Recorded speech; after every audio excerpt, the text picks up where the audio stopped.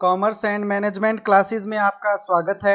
आज हम डिस्कस करेंगे यूजीसी नेट जेआरएफ का पेपर नंबर 1 और इसमें हम कर रहे हैं 4th यूनिट और उसके ऑब्जेक्टिव टाइप क्वेश्चंस करेंगे। आज हम डिस्कस करेंगे 21 टू 40 नंबर तक क्वेश्चंस। तो चलिए शुरू करते हैं 21 टू 40 क्वेश्चंस। तो फ्रेंड्स, अगर आपने अभी तक चैनल को सब्सक्राइब नहीं किया है तो पहले चैनल को सब्सक्राइब करें ताकि आपको लेटेस्ट वीडियो मिलती रहे। क्वेश्चन नंबर 21, निम्नलिखित में से किसको सबसे महत्वपूर्ण संप्रेषण कौशल माना जाना चाहिए? ऑप्शंस हैं ए सक्रिय श्रवण, बी वस्तुपरक श्रवण, सी अप्रतिरोधी श्रवण, डी निष्क्रिय श्रवण। आंसर है सबसे महत्वपूर्ण संप्रेषण कौशल माना जाना चाहिए ए यानी सक्रिय श्रवण। क्वेश्चन नंबर 22, संप्रेषण प्रभावी तभी होता है जब ए स्रोत आकर्षक और सत्तावादी हो, बी संदेश लक्षित दर्शकों को संज्ञान में लेकर नियत किया गया हो, प्रौद्योगिकियों का प्रयोग किया जाता हो, डी संदेश प्राप्तकर्ता निष्क्रिय घटक हो। इसका आंसर है संप्रेषण प्रभावी तभी होता है जब संदेश लक्षित दर्शकों को संज्ञान में लेकर नियत किया गया हो, यानी आंसर बी।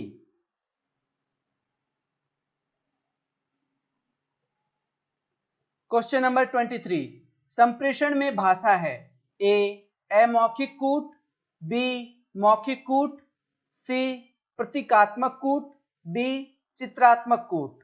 संप्रेषण में भाषा होती है बी मौखिक कूट।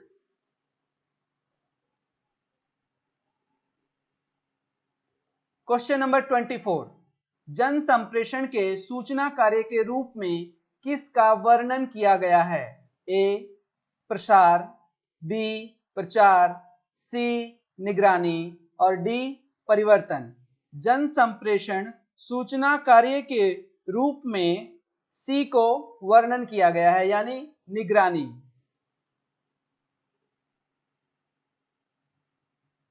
क्वेश्चन नंबर 25, अनुभूति जांच का मुख्य लक्ष्य होता है ए पुष्टिकरण, बी सांस्कृतिक संवेदनशीलता, सी दूसरों की भावनाओं और विचारों का पता लगाना, डी नियंत्रण।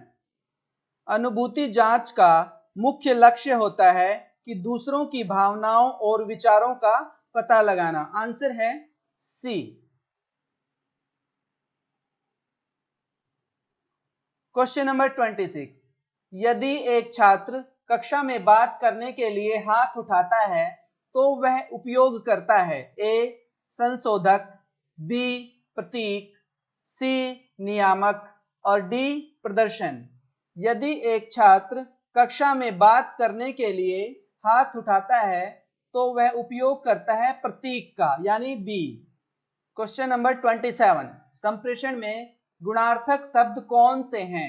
ए सुस्पष्ट, बी अमूर्त, सी सरल, डी सांस्कृतिक। संप्रेषण में गुणार्थक शब्द होता है कि वह सांस्कृतिक हो। आंसर है डी।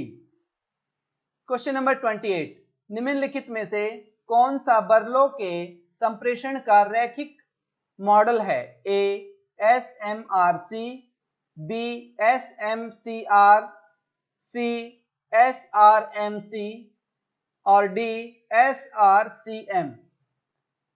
बर्लो का संप्रेषण रैखिक मॉडल है एसएमसीआर, यानी बी। क्वेश्चन नंबर 29, जो लोग अपनी भावनाओं की अभिव्यक्ति सरलता, स्पष्टता से, उन्मुक्त भाव से करते हैं, उनके लिए निम्नलिखित में से कौन से शब्द का प्रयोग किया जा सकता है? ए आक्रामक, बी असभ्य, सी स्वीकारात्मक, डी अविवेकी। आंसर है सी जो लोग अपनी भावनाओं की अभिव्यक्ति सरलता, स्पष्टता और उन्मुक्त भाव से करते हैं, सकारात्मक शब्द का प्रयोग किया जाता है। सी। Question number 30। संप्रेषण प्रक्रिया में प्राप्तकर्ता ए एक चैनल है, बी संदेश का कूट वचन करता है, सी वह व्यक्ति है जो एक विचार का कूट लेखन करता है, डी संदेश हस्तक्षेप के लिए उत्तरदायी होता है। आंसर है संप्रेषण प्रक्रिया में प्राप्तकर्ता संदेश का कूट वचन करता है, बी। Question number 31। निम्नलिखित में से सक्रिय श्रवण के प्रभाव को बढ़ाने में सबसे अधिक सहायता कर सकते हैं? ए संदेश प्रेषक के साथ उदासीनता का विकास, बी संवाद क्षेत्र में शोर कम करने के लिए प्रणाली विकसित करना, सी प्रेषक की शारीरिक भाषा पर ध्यान देना, डी संदेश प्रेषक के साथ समानुभूति का विकास करना।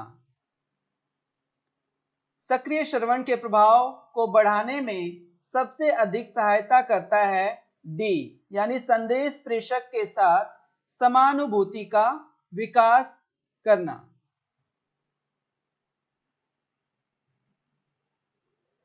Question number 32। दो या दो से अधिक लोगों के बीच संप्रेषण को क्या कहा जाता है? ए संगठनात्मक संप्रेषण, बी पारस्परिक संप्रेषण, सी अतिरिक्त व्यक्तिगत संप्रेषण और डी अंतःवैयक्तिक संप्रेषण। दो या दो से अधिक व्यक्ति या लोगों के बीच के संप्रेषण को कहते हैं पारस्परिक संप्रेषण, बी। Question number 33। निम्नलिखित में से कौन सा शब्द शारीरिक भाषा को दर्शाने के लिए प्रयोग किया जा सकता है? ए भौतिक संप्रेषण, बी रिशन, सी शोर, डी उपरोक्त सभी। शारीरिक भाषा को दर्शाने के लिए प्रयोग किया जाता है बी रिशन। Question number 34। निम्नलिखित में से किसको हम क्रियात्मक या शारीरिक शोर का एक उदाहरण मान सकते हैं? ए भूख लगना, बी वातानुकूल की आवाज, सी एक लॉन की घास काटने की मशीन, डी जटिल शब्दों का उपयोग। निम्नलिखित में से हम क्रियात्मक या शारीरिक शोर का एक उदाहरण मान सकते हैं जब भूख लगती है। आंसर है ए।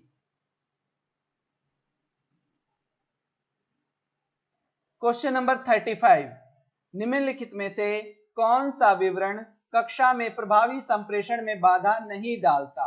ए विस्तृत विवरण, बी एक अस्पष्ट विवरण, सी एक विधि पूर्वक विवरण, डी ऐसा विवरण जो कि श्रोताओं को अपने निष्कर्ष निकालने में सहायक होता है। आंसर है सी एक विधि पूर्वक विवरण बाधा नहीं डालता।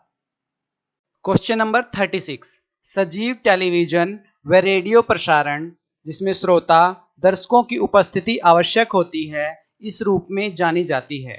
ए संप्रेषण माध्यम, बी संकेत माध्यम, सी असमायोजित माध्यम, डी समायोजित माध्यम।